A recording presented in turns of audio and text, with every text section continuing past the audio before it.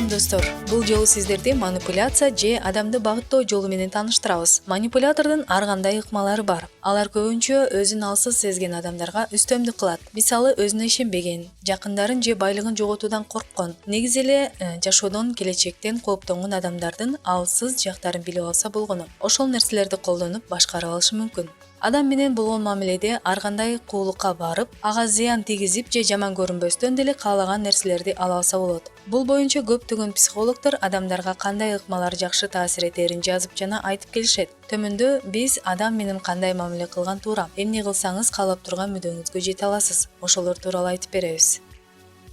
Биринчи, эң алгач эле адамдын ысымы тууралуу айталы. Кандай гана адам болбосун, ага өзүнүн ысымы дүйнөдөгү эң жагымдуу сөз болуп эсептелинет. Баарлашып жаткан адамыңыздын сизге маанилүү жана кызыктуу экенин билдиргиңиз келсе, алгач анын атын жаттап алыңыз. Эгер жаңы таанышып, сүйлөшүп болгондон кийин атыңызды унутуп калдым, кайталап коесузбу десеңиз, чоң ката кетирген болосуз. Тескерисинче, ар бир адамдын ысымы же отурган кызматы боюнча чакыруу ага болгон канча бир пайыз ишенимди жана кызыгууну билдиргениңиз менен барабар. А эгер адамдын аттарын жаттоо сизге дайыма кыйынчылык жаратып келген болсо, таанышаар менен анын атын 2-3 ирет кайталап коюңуз. Бул ыкма менен анын атын унутпай каласыз. Мындан да кызыктуусу, адамдын эсинде калып, ага жакшы көрүнүү үчүн аны эч ким атай элек жагымдуу ат менен эркелетиңиз. Бул ыкма үчүн алгач ал эмнени көбүрөөк баалайт экенин билип алганыңыз дурус. Экинчи, көзүнө тике кароо. Адамдын каталарын билдиргиңиз келсе же өтө маанилүү нерсе айтып жатканда анын көздөрүнө жана дал чекесине тике караңыз. Көзүңүздүн кыйыгын салып тиктөө дагы адамдын ички дүйнөсүн аңтарып жаткандай сезим калтырып, буйдала түшөт. Андай абалдагы адам сиздин сөздөрүңүздү терең маани берип кабыл алат. Үчүнчү, керектөөлөрүңүздөн көбүрөөк сураңыз. Адамдардан бир нерсе алуу үчүн максат кылган өлчөмдөн ашыраак сураңыз. Бул баштапкы көп өлчөмдөн баш тартса, кийинчерээк азырагын сунуштап көрөсүз. Ошондо ал сизге жардам берүүгө милдеттүү катары сезинет. Мындай ыкма көп учурда жардам берет. Соодада деле дал ушундай. Төртүнчү, бирөөнү бир нерсеге көндүрүүдө күчтүү далилдер менен баштаңыз. Негизи эле көндүргүңүз келсе, алдын ала даярданып күчтүү, орто, алсыз далилдерди табыңыз да сүйлөшүүдө орто жана күчтүү жүйөнү гана колдонгонуңуз туура болот. Ошол сыяктуу дагы бир ыкма, адамды бир нерсеге сатып алууга көндүрүү үчүн жөнөкөй өтүнүчтөн баштаңыз. Ал өтүнүчтү аткарган адамдарга товар сатуу оңой болоорун далилдешип, аны көбүнчө тармактык маркетингде колдонуп келишет. Бешинчи, күзгү эффекти. Бул эффектти актерлук мастерствону окуган ар бир адам билсе керек, анткени аларга дайыма ушул ыкманы колдонууну үйрөтүшөт. Жаныңызда сүйлөп жаткан адамдардын кыймылдарын, сүйлөөдөгү манераларын көчүрүп аласыз да кайрадан ага сүйлөгөндө күзгү сымал чагылдырып бересиз. Бул ыкма анын сизге болгон ишенимин жогорулатат. Бирок аша чаап кетпестен алгач өз досторуңузга колдонуп машык алыңыз. Алтынчы, критикан. Мындай адамдар айланадагы адамдарга негативдүү сындарды көп айтышат. Оюн ачык билдире алгандыктан жаман көрүп турса дагы андан көбү жазганышат. Мындай ыкманы колдонсоңуз сизге келип ар ким ар кайсысын сүйлөй албайт. Жетинчи, адамдар менен баарлашып жаткан учурда башыңызды ийкей бериңиз. Мындай ыкма кандайдыр бир деңгээлде аларды сиздин сөзгө макул кылууга аргасыз кылат. Сегизинчи, Том Сойердин ыкмасы. Том Сойер аттуу кымындай балага дарбазанын сырдоо тапшырмасы берилгенде, аны жалгыз кылуудан ээринип, досторунун баарына бул аябай кызыктуу жумуш экенин айтып чогултуп келип сырдаткан. Жыйынтыгында балдардын көңүлдөрү шат, жумушту кандайча бүтүргөндөрүн байкабай калышат. Бул ыкманы чоңдорго да колдонсоңуз болот. Байкасаңыздар, ишти жакшы уюштурган лидерлер кол алдында иштегендерди урушпастан, кыйнабастан, сыйлык тартуулап, шыктандырып иш кылдырат. Мындай жол менен бүткөн иштин дагы берекеси мол болот. Тогузунчу, өзү жөнүндө айттыруу. Ар бир адамга өзү абдан кызыктуу сезилет. Андыктан алгач эле өзү жөнүндө кеп баштаңыз. Аларды тактап, кубанычтуу жеринен күлүп, кайгылуу жеринен кейип, эмоция менен уксаңыз, ал сизге бүт дети менен берилип калат. 10. Ар кандай жыйындарга же кечелерге барганда, эгер уялып, кысынып жатсаңыз, бир аз убагынан эртерээк барганга аракет кылыңыз. Анткени эл чогулганча өзүңүзгө ыңгайлуу орун таап, ал жерге сиңишип, аз да болсо көнүп каласыз. А эгер кечигип барсаңыз, баардык көңүлдү өзүңүзгө буруп, ого бетер кысылуу пайда болот. 10. Эгер бирөө менен кандайдыр бир темада талашып, тартышып жатсаңыз, анын маңдайын эмес, катарына туруңуз. Бет маңдай отурганда өзүнүн жүзүнөн чыккан жинин көрсөтүш ага кыйын болбойт. Ал эми капталыңызда отурса, сизге кайрылыш үчүн бүт денеси менен бурулууга муктаж болот. Мындай ыкма талаштын күчөп кетишинен сактайт. Бир адам менен олуттуу маселени чечүүдө урушуп кетпөө үчүн да ушул ыкманы колдонсоңуз болот. 12. Ыңгайсыз тамашага кабылдыңызбы? Таанышыңыз сиздин намысыңызга тийип же көңүлүңүздү оорутуп тамаша курса, андан тамашаны кайталап же түшүндүрүп берүүнү талап кылыңыз. Мындай учурда ал адамдын тамашасы күлкүлүү болбой, өзү ыңгайсыз абалда калат. 13. Эгер досуңуз же тууганыңыз дайыма сизден бир нерсе сурап тажата берсе, кайра өзүнөн сурап баштаңыз. Сураганда дагы өзүнүкүнөн көп нерсе сураңыз.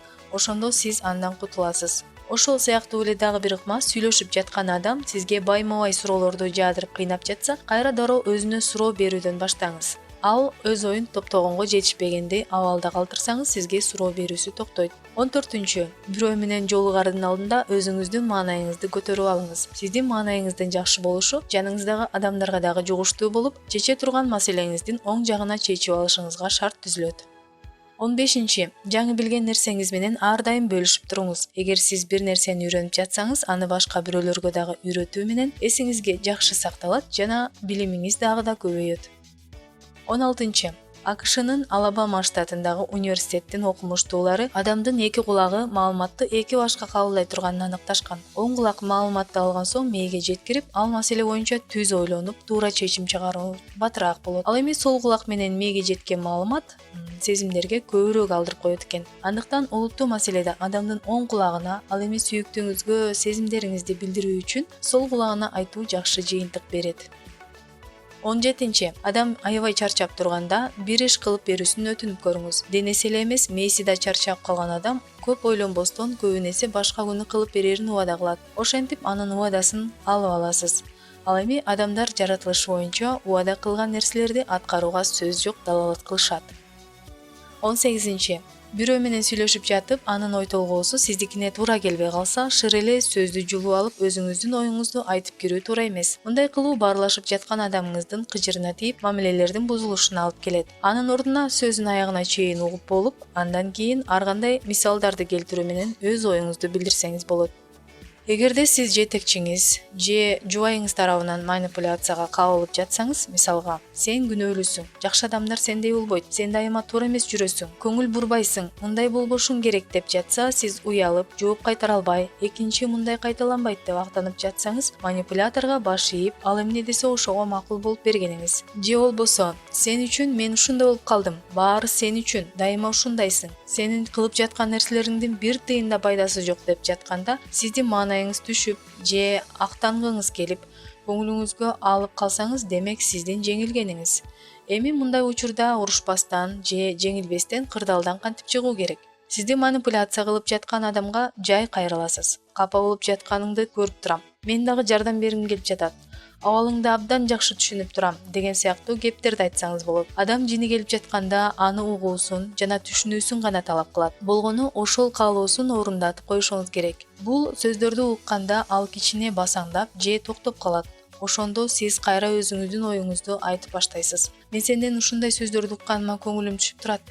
Мен жөнүндө ушундай ойдо экениң өкүндүрөт десеңиз болот. Бирок чыр-чатактын себебин талкуулаганга өтүп кетпеңиз. Болгону анын абалы, сизге болгон ишеними, ою жөнүндө гана сөз кыласыз. Андан кийин кайра ага суроо бересиз. Сага мынча эмне болду? Эмне ачууландың? Деп чын жүрөктөн ага көңүлүңүздү коюп сурайсыз. Башкача айтканда, ал сизге эмес, сиз ага үстөмдүк кыла баштайсыз. Бул менен бирге сиз эмоцияга алдырбайсыз, кырдаалды жеңил түшүнүү менен чечип аласыз жана өзүңүзгө кайра жакындатасыз. Андан кийин сенин айткандарың мага да маанилүү, сага жардам берүүгө даярмын, сени дайыма колдойм деп айтсаңыз жакшы таасир этет. Ошону менен конфликт токтойт. Төмөндө дагы манипуляцияга каршы 3 коргонуучу ыкманы кошумчалай кетейин. Биринчи ыкма: сиздин кемчиликтериңизди белгилеп, басынтып жатса, мен өз алдынча жакшы адаммын. Ар бир адамдын табити ар кандай болгондуктан, бул ойлор ага гана тиешелүү. Мисалга, ал сиздин кылгандарыңыз үчүн жооп беришиң керек деп жатса, ал сенин оюң, мен аны баалайм, бирок менин өз оюм бар деп өз оюңузду ишенимдүү айтасыз. Мындай жол менен кысылуудан, уялуудан арылып, өзүңүзгө болгон ишенимди жарата аласыз. Экинчи ыкма: эгерде сизге ыйлаба, кыйкырба, таарынба деген сыяктуу манипуляция болуп жатса, менин эмоциям бар, аны чыгарууга акылуумун деген ойду жеткиресиз. Өзүңүз менен диалог түзөсүз. Мен эмнени сезип жатам? Өкүнүч. Себеби эмне? Баалуу нерседен айрылдым. Азыр эмне кылгым келип жатат? Ыйлагым келип жатат. Эгер ыйлагыңыз келсе, ыйлап алыңыз. Эгер бирөө сизге ыйлаба десе, ал сенин оюң, экөөбүздүн ойлорубуз айырмаланат. деп айтсаңыз болот.